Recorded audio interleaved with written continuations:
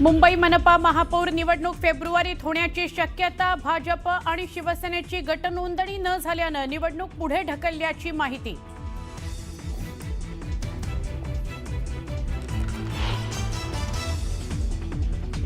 इथे ठाकरे नाव पुसायला अनेक जण इकडे उतरतात, पण अजून ते नावच पुसलं जात नाही. ठाकरे नाव पुसण्याचा अनेकांचा प्रयत्न, पण नाव पुसलं गेलं नाही. षण्मुखानंद सभागृहातून उद्धव ठाकरेंचा शिंदे भाजपवर निशाणा.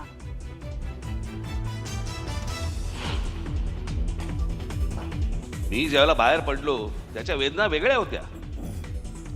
माझ्यासाठी पक्ष सोडणं नव्हतं, माझ्यासाठी घर सोडणं होतं. ठाकरे बंधू एकत्र आल्यानंतर राज ठाकरेंनी पहिल्यांदाच केलं शिवसेना सोडण्यावर भाष्य.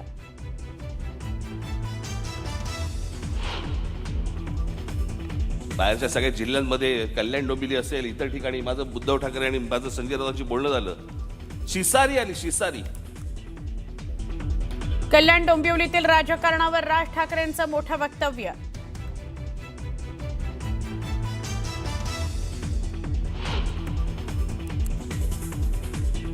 अकोला महानगरपालिकेमध्ये भाजपच्या सत्ता स्थापनेचा मार्ग मोकळा. शहर सुधार आघाडीच्या नावाखाली 44 नगरसेवकांची यादी विभागीय आयुक्तांकडे सादर. शरद पवारांच्या 3 नगरसेवकांचाही पाठिंबा.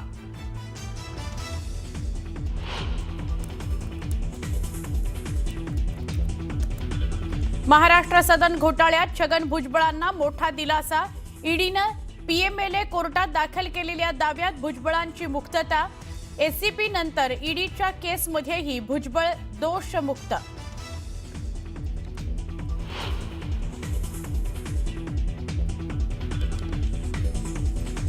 महाडमधील राडा प्रकरणात भरत गोगावलेंचा मुलगा विकास गोगावलेला 2 दिवसांची पोलीस कोठडी.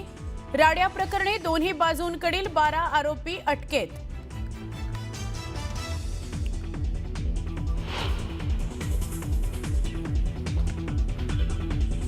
कर्नाटकात 400 कोटी रुपये घेऊन जात असलेल्या कंटेनरची लूट.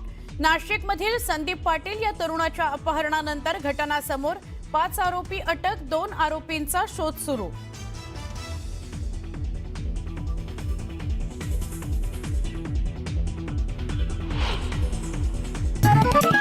एक सविस्तर बातमी पाहूया.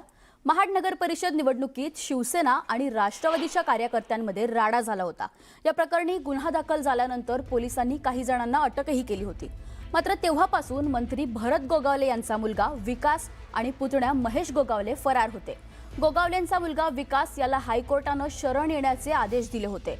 गोगावले यांच्यासहित 8 आणि राष्ट्रवादीचे 5 असे 13 आरोपी आज महाड पोलिसांना शरण आलेत. कोर्टानं या सर्व आरोपींना 2 दिवसांची पोलीस कस्टडीही सुनावली आहे. मात्र राष्ट्रवादीचे सुशांत जाबरे हे अद्यापही फरार असून त्याचा पोलीस शोध घेत आहेत.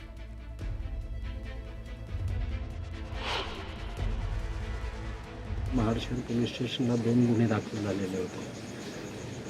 त्या गुन्ह्यामध्ये यापूर्वी दोन्ही गुन्ह्यांमध्ये 3 आरोपी अटक केले गेलेले होते. आज CR नंबर 178 जो आहे त्याच्यामध्ये 8 आरोपी हजर झालेले आहेत पोलिसांच्या पुढे आणि 179 मध्ये 5 आरोपी हजर झालेले आहेत. त्यांची अटकेची पुढची प्रक्रिया पार पाडण्यात आलेली आहे. दोन्ही साईडचे आरोपी हजर केले.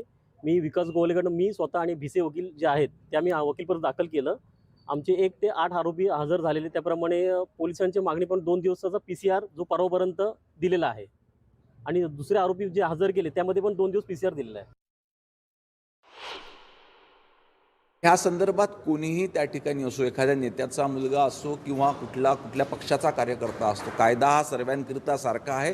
कायदा आपल्या बाजूने त्या ठिकाणी काम करेल आणि संबंधित व्यक्ती ज्या कुठल्या याच्यामध्ये गुन्हेगार असेल त्यांच्यावर कारवाई करेल. पोलीस त्या ठिकाणी शोध घेतच होते, परंतु हे चांगलं की त्यांनी स्वतःहून त्या ठिकाणी शरणागती स्वीकारली. जे काही गुन्हे किंवा जे काही कलम विकास गोगावलेंवर टाकण्यात आले होते ते चुकीचं आहे असं भरत गोगावले यांनी सांगितलेलं आहे. आणि माननीय न्यायालयाच्या आदेशानुसार जर त्यांनी कृती केली असेल तर त्या कृतीचं मी समर्थनच करतो. कारण न्यायालयानं जर कुणाला पोलीस स्थानकामध्ये किंवा न्यायालयामध्ये हजर राहण्यास सांगितलं असेल आणि तशा पद्धतीनं जर विकास गोगावले हे हजर झाले असतील तर निश्चितपणे न्यायालयाचा आदर राखण्याची त्यांच्या भूमिकेशी मी समर्थ. पुढे वळूया. महाराष्ट्र सदन कथित घोटाळ्या प्रकरणात छगन भुजबळांना क्लीन चिट मिळाली आहे. एसबी पाठोपाठ आता ईडीच्या विशेष पीएमएलए कोर्टानं त्यांच्या या प्रकरणातून निर्दोष मुक्तता केली आहे.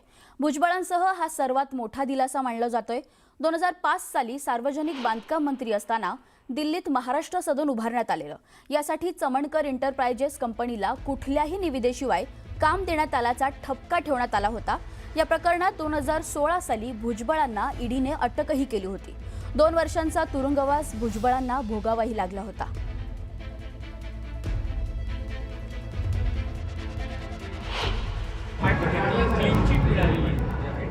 अरे काय त्याच्यात विशेष आहे?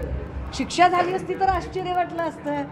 एक लक्षात घ्या, कुणी असेल, प्रताप सरनाईक असतील, यामिनी जाधव असतील, रवींद्र वायकर असतील, बडगुजर असतील, यापैकी कुणालाही जर शिक्षा लागली तर आश्चर्याने प्रश्न निर्माण होऊ शकतो.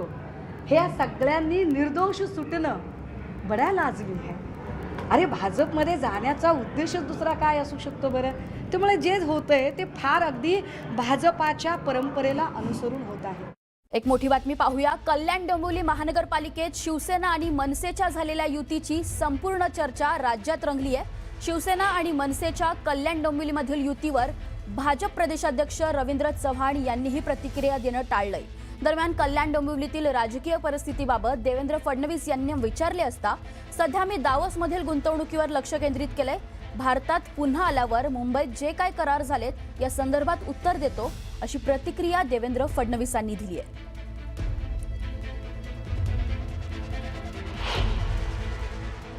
सर, आपको सबसे पहले तो बधाई कि 30 लाख करोड़ के करार हुए हैं. एक करार कल्याण डोंबिवली में मनसे के साथ सिंधे गुट का हुआ है, तो उस करार की जानकारी आपको मिली है क्या? मैं अभी डावोस पे फोकस कर रहा हूं. महाराष्ट्र आऊंगा तो सारे महाराष्ट्र के करारों की जानकारी आपको दे दूंगा, आप चिंता मत कीजिए. पूर्वी देखील लोकसभा आणि विधानसभेमध्ये मनसे आमच्यासोबत होती, त्यामुळे त्यांनी पाठिंबा दिलाय फक्त आणि फक्त डेव्हलपमेंटच्या मुद्द्यावर. आणि भारतीय जनता पक्ष आणि शिवसेनेची युती आहे, ही युती आजची नाही आहे. आम्ही युतीमध्येच तिकडे महायुतीमध्ये सत्ता स्थापन करणार आहे. भारतीय जनता पक्ष, शिवसेना आणि आता मनसे जे आहे आमच्या विकासाच्या मुद्द्यावर आलेला आहे. आणि त्याच्यामुळे भारतीय जनता पक्ष आणि शिवसेना असं कुठंतरी एकामेकापासून सत्तेमध्ये लांब राहणार हा विषय नाही. काही नोटीस किंवा कारवाई केली जाणार आहे? अजून तरी मला माहिती नाही. त्या विषयावरती साहेबांचं माझं बोलणं झालेलं आहे, परंतु अजून तरी साहेब त्याच्यावरती काय असं कळतं की राज ठाकरेंना हे सगळं माहीत होतं किंवा तशी पूर्वकल्पना तिकडच्या स्थानिक नेत्यांनी दिली होती? मला असं वाटतं की स्थानिक नेतृत्वाला आम्ही सही कल्पना दिली होती की तुम्हाला स्थानिक लेवलवरती काय करायचं ते करा, त्याप्रमाणे त्यांनी ती भूमिका घेतली. तर दुसरीकडे षण्मुखानंद सभागृहात उद्धव ठाकरेंच्या पत्नी रश्मी ठाकरे भाऊक झाल्याचं पाहायला मिळालं. शिवसेना प्रमुख बाळासाहेब ठाकरे यांच्या आठवणी आणि किस्से सांगताना राज ठाकरे होते, त्यावेळी भावनिक झालेल्या रश्मी ठाकरेंच्या डोळ्यात अश्रू तरळले. तर भाषण पूर्ण झाल्यानंतर राज ठाकरे सभागृहातून निघाले. यावेळी त्यांना निरोप देण्यासाठी रश्मी ठाकरे राज ठाकरे यांच्यासह सभागृहाबाहेर कारपर्यंत सोडण्यासाठी आल्या.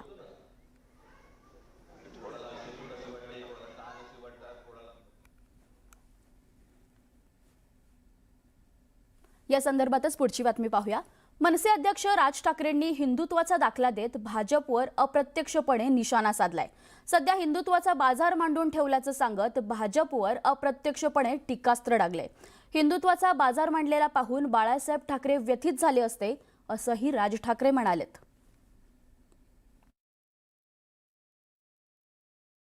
तो जो हिंदुत्वाचा आज जो काही इतर सगळ्या ठिकाणी जो काही बाजार मांडून ठेवलेला आहे तो पाहिला असता निश्चित व्यथित झाले असते की अरे मी काय बोलून गेलो, मी काय सांगत होतो, मी तुम्हाला काय म्हणत होतो आणि हे आता कुठच्या परिस्थितीमध्ये तुम्ही आणलं. एखादी गोष्ट एखादा माणूस ज्यावेळेला ती घडवतो, ती घडवल्यानंतर त्याचं पुढे बाकीचे लोक काय करतात